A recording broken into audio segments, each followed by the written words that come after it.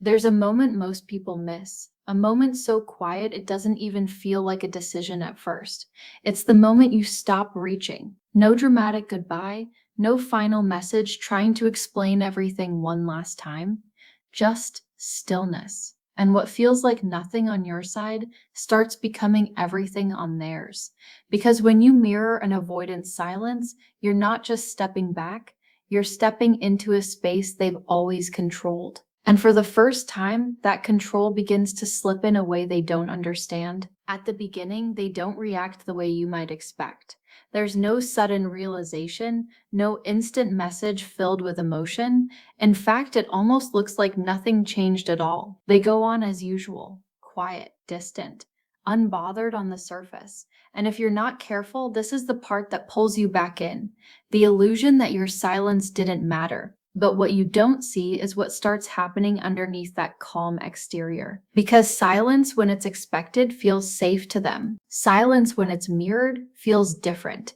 It feels unfamiliar, and that unfamiliarity is where everything begins. They were used to your presence filling the gaps, used to knowing that no matter how distant they became, you would eventually close the distance. You would reach out, soften the tension, bring things back to a place that felt manageable for them. That pattern created a kind of emotional rhythm, one they didn't have to think about. But the moment you stop playing your part in that rhythm, the entire dynamic shifts. And at first, they don't know how to respond because they've never had to before. So they wait, not consciously at first.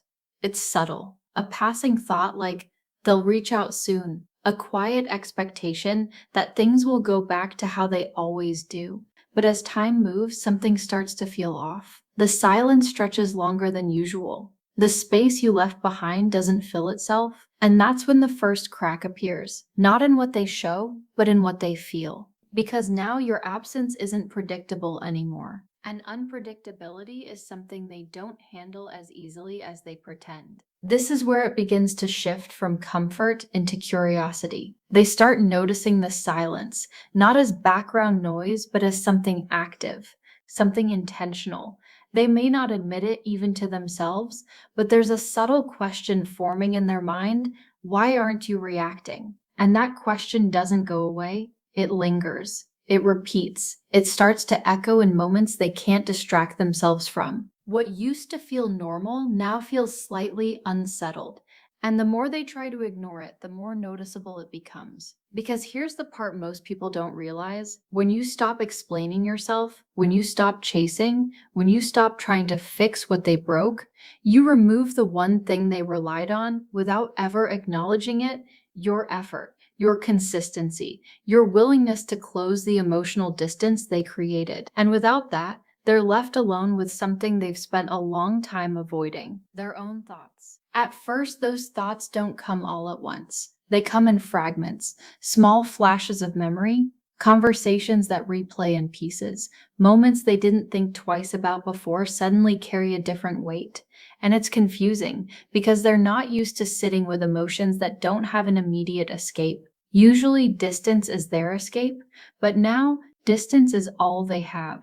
And somehow it's not working the same way because you're not chasing it anymore, and that changes everything. There's a strange tension that builds in this phase. On one side, there's the part of them that wants to stay detached, to keep everything at a safe distance like they always have. But on the other side, there's a growing awareness that something important shifted, something they didn't expect to lose control over. And the more they feel that shift, the more their mind starts trying to make sense of it. They begin to analyze things they once ignored. Why did you stop? Was it something they did? Are you really gone? Or are you just waiting? And these questions don't come with easy answers. That's what makes them powerful. Because when there's no clear resolution, the mind keeps searching, it keeps circling back, it keeps trying to fill in the silence you left behind, and that's when your absence stops being quiet. It becomes loud in their thoughts. They might not reach out. Not yet. Avoidants don't move that quickly when it comes to emotional uncertainty, but internally, something has already started. A shift from indifference to awareness, from comfort to subtle discomfort. And that discomfort is what keeps you present in their mind, even when you're physically gone. Because now, for the first time, they're experiencing what it feels like to not have access to you, not just physically, but emotionally. And that lack of access does something they're not prepared for. It makes them notice you in a way they didn't before. What used to feel like background presence now feels like something missing. And the mind doesn't like missing pieces. It tries to complete them. It tries to understand them. And in doing that, it brings you back over and over again, not through contact, but through thought, through memory, through quiet moments where they realize something is different. And they can't ignore it as easily as they thought they could, because when you mirror an avoidance silence, you're not playing a game. You're stepping out of one. And once you do that, they're left alone in a space that no longer works the way it used to. And that's where the thinking begins. Not because you forced it, but because your silence finally gave them nothing else to focus on except what they've been avoiding all along. And once that thinking begins, it doesn't stop as easily as they expect. At first, it's manageable. Just occasional thoughts slipping in during quiet moments, but over time, those thoughts start showing up more often, in places they didn't before, in the middle of distractions, during conversations with other people, even in moments that are supposed to feel normal. And that's when it starts to feel different, not overwhelming, but persistent, like something unfinished quietly asking for attention. Because what you created wasn't just silence. You created a gap without closure. And the human mind doesn't sit well with unfinished emotional experiences. It tries to resolve them even when the person consciously avoids doing so. So without realizing it, they start revisiting everything. Not in a dramatic way, but in small, repetitive loops. Things you said, things they brushed off, moments they didn't respond to the way you needed them to. And now those moments don't feel as insignificant as they once did. They start to carry weight. There's a shift that happens here that's hard to see from the outside. It's not about missing you in a loud, obvious way. It's about something quieter, more internal, a kind of mental return, where even though they haven't reached out, part of their attention keeps going back to you. And the more it does, the harder it becomes to fully detach the way they're used to. Because detachment works best when the other person is still chasing. When that stops, detachment loses its structure. And now they're left with something they don't usually sit with, uncertainty that isn't going away. This is where curiosity starts turning into something deeper. At first, they just wondered why you stopped. Now they start wondering what that means. And that question opens the door to something they typically avoid: reflection. Not deep emotional reflection right away, but enough to make them pause, enough to make them question their own behavior in ways they normally wouldn't. They start noticing patterns, how things always went a certain way, how you were always the one to break the silence, how they never really had to risk anything because you were already there, holding the connection together. And now that pattern is gone, and with it, the sense of control they didn't even realize they had. That loss of control doesn't always show up as panic. Sometimes it shows up as subtle tension, a feeling that something isn't sitting right, that something important slipped out of their hands without a clear moment they can point to. And because they can't pinpoint it, their mind keeps going back, trying to find where things changed. And every time it does, it leads back to you, back to your silence, back to your absence, back to the space where they expected you to be. And this is where something even more interesting begins to happen. They start to fill that space with their own thoughts about you, not who you actually are in real time, but who you become in their mind when you're no longer there to balance the picture. Because when someone is present, it's easy to focus on small flaws, small frustrations, small reasons to stay emotionally distant. But when that person is gone, those details start to fade. And what remains is the feeling, the way you made them feel without forcing anything, the comfort they didn't acknowledge at the time, the consistency they didn't realize they depended on. And slowly, almost without noticing it, their perspective begins to shift. You're no longer just the person who was there. You become the person who isn't anymore. And that absence changes how they see everything. Because now, instead of reacting to you in real time, they're remembering you. And memory has a way of softening edges, of highlighting what mattered more than what didn't. So the more they think about you, the more those memories start to feel different, more meaningful, more important, and that's where the emotional weight starts to build. Not all at once, but gradually, layer by layer, thought by thought, until it's no longer something they can just ignore. At the same time, there's another conflict happening inside them, one they won't show, and probably won't even fully understand themselves. The part of them that wants to stay distant is still there, still trying to maintain space, still trying to avoid anything that feels too emotionally demanding. But now there's another part, one that's becoming more aware of what that distance is costing them. And those two parts don't exist comfortably together, so they go back and forth. One moment they tell themselves it doesn't matter, the next they find themselves thinking about you again. One moment they convince themselves it's better this way, the next something feels incomplete and they can't quite shake it. Because this isn't just about missing someone, it's about losing access to something that felt stable, even if they never admitted it. And when stability disappears without explanation, the mind doesn't just let it go. It holds on to it. It tries to understand it. It keeps bringing it back. And that's exactly what's happening here. Your silence isn't fading into the background. It's becoming something they keep returning to. Not because they want to feel something deeper, but because they can't fully stop themselves from thinking about it. And the more they try to push it away, the more it lingers. Because now, for the first time, they're not just controlling the distance, they're experiencing it. And that experience feels different when they're not the one choosing it. There's also a subtle shift in how they start paying attention. They may not reach out directly, but their awareness of you doesn't disappear.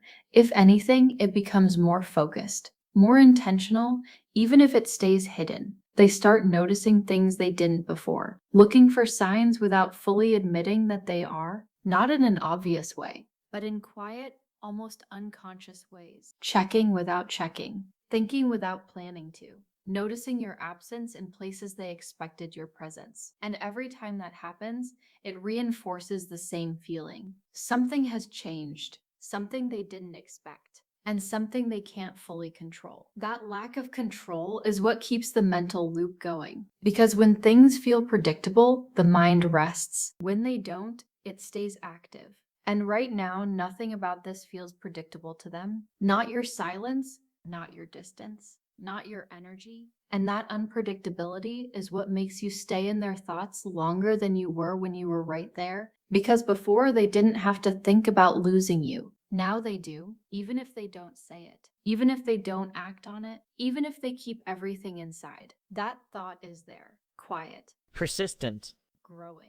And the more time passes without you breaking that silence, the more that thought deepens into something else, something heavier, something harder to ignore, something that starts to feel real. And once it reaches that point, it's no longer just curiosity. It's attachment trying to resurface in a space where it was once suppressed. And that's not something they can turn off as easily as they turned away before. Because now your silence isn't just distance, it's a mirror, reflecting everything they didn't expect to face, and that reflection stays with them longer than any words ever could. And once that reflection settles in, something even deeper begins to unfold. Because there comes a point where it's no longer just thoughts passing through their mind, it becomes something they feel in moments they can't escape. Not loud, not overwhelming, but present enough that it shifts their emotional state in ways they didn't prepare for. They start to feel your absence, not as an idea, but as a reality. And that's where everything changes. Because thinking about you is one thing, feeling the space you left behind is something else entirely. It shows up in quiet pauses, in moments where they instinctively reach for distraction, but it doesn't land the same way. In times where they expect to feel normal, but something feels slightly off. And that off feeling doesn't go away because it's not coming from outside, it's coming from within. This is the part they don't talk about, the part they hide even from themselves, because it doesn't match the identity they've built around being distant, unaffected, and emotionally self-contained. But your silence disrupts that identity in a subtle, undeniable way. Because now They're affected, and they can't fully explain why. At first, they might try to minimize it, tell themselves it's temporary, that it doesn't mean anything, that you'll eventually come back and everything will reset like it always has. But as more time passes, that explanation starts to lose its weight because nothing is resetting, nothing is going back. And that's when reality starts to settle in. Not all at once, but slowly, quietly, in a way that's impossible to ignore forever. They begin to realize that this isn't just another phase of distance.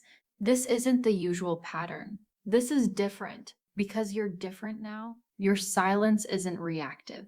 It's intentional. And that intention carries a kind of finality they're not used to facing. That's when something shifts from uncertainty into awareness. They start to understand, even if they don't say it out loud, that you might not come back this time. And that thought changes everything. Because as long as they believed you would return, there was no real urgency, no need to confront anything, no reason to move out of their comfort zone. But the moment that belief starts to fade, the emotional weight of your absence becomes heavier, more real, more permanent. And that's when regret begins to form. Not dramatic regret, not the kind that leads to immediate action, but a quiet, internal recognition that something valuable may have slipped away, something they didn't fully appreciate when it was there. And that recognition doesn't feel good. It doesn't feel easy, because it requires them to see things differently than they did before, to acknowledge moments they overlooked, to reconsider the way they handled things, to sit with the possibility that they could have done more but didn't. And for someone who's used to avoiding emotional depth, that kind of awareness feels uncomfortable, but it's also unavoidable now. Because your silence removed the distractions. It removed the dynamic that allowed them to stay detached without consequence, and now they're left alone with the truth of what the connection actually meant. And that truth doesn't disappear just because they want it to. It lingers, it grows, it reshapes how they think about you. Because now you're no longer just someone who was there, you're someone they lost access to. And loss has a way of creating clarity that presence never could. They begin connecting dots they never bothered to connect before. How consistent you were, how patient you were, how you stayed even when things felt one-sided. And now that those things are gone, they don't feel small anymore. They feel significant because absence has a way of revealing value, and your absence is doing exactly that. At the same time, there's another layer unfolding beneath all of this, a quiet fear. Not the kind they would openly admit, but the kind that shows up in subtle ways. The fear that you've moved on. The fear that you no longer feel the same. The fear that they no longer have the place in your life they once did. And that fear doesn't come with easy answers, because your silence doesn't provide any. And that uncertainty, that lack of clarity, is what keeps their mind active, keeps them thinking, keeps them circling back to you. Because when there are no answers, the mind creates its own. And those imagined scenarios don't always feel comfortable. Sometimes they feel worse than reality. Because now they have to consider possibilities they never had to face before. That you're okay without them. That you're not waiting. That you've emotionally detached in a way they didn't expect. And that possibility challenges something deeper than just the connection. It challenges their sense of control. Because before, even if things weren't perfect, there was always an underlying assumption that you were still there, still available, still within reach. Now, that assumption is gone, and without it, they're left in a position they're not used to being in. The one who doesn't know. The one who doesn't have certainty. The one who has to sit with the consequences of distance instead of creating it. And that reversal is what makes this so impactful, because for the first time, they're experiencing the emotional side of the dynamic they once controlled from a distance. And it doesn't feel as simple as they thought it would. Because distance feels different when you're not the one choosing it. It feels heavier, more personal, more real. And the longer your silence continues, the more that reality settles in, not as a passing thought, but as something they carry with them. Something that shows up when they least expect it. Something that reminds them again and again that you're no longer where you used to be. And that realization leads to something they can't easily avoid. They start questioning themselves. Not in a loud, obvious way, but in quiet reflections they don't share with anyone. Could they have handled things differently? Did they push you too far? Did they assume you would always stay? And those questions don't come with immediate answers. They linger, they repeat, they deepen over time. Because now, instead of focusing on keeping distance, they're starting to understand what that distance cost them. And that understanding creates a kind of emotional tension they're not used to holding, because it requires them to sit with something real, something they can't detach from as easily as before. And that's where the shift becomes undeniable. Because once someone starts to feel that level of awareness, it doesn't just disappear. It stays, it evolves, it changes how they see you, how they see themselves, and how they understand what happened between you. And the more they sit with it, the clearer it becomes that your silence wasn't just a reaction. It was a turning point, one that forced them to face something they had been avoiding all along. And once that realization fully settles in, it leads to a final phase, one that doesn't always result in action, but always leaves an impact. Because by the time they truly understand what your absence means, you're no longer the same person they left behind. And that's the part they can't control, the part they can't undo, the part that stays with them long after the silence has already done its work. And once that realization fully settles in, something irreversible begins to take shape. Because at this point, it's no longer about wondering what happened. It's about living with what it meant.